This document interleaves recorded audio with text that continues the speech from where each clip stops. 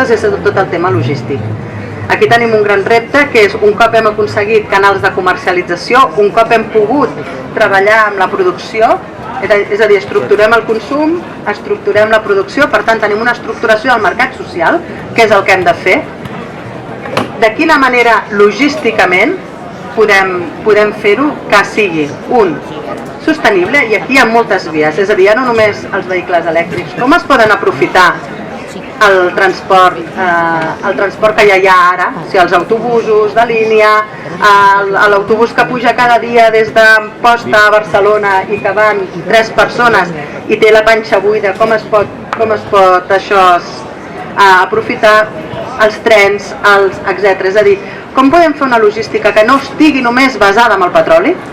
i per tant puguem moure les mercaderies dintre del nostre país, com podem fer petits centres de distribució que després els puguem basar en micrologística urbana, microdistribució urbana sostenible. Tu fas a l'inici a l'entrada de cada ciutat i que després a dintre les ciutats es puguin fer vehicles elèctrics, es puguin fer tricicles elèctrics i no calgui que hi hagin 300 camions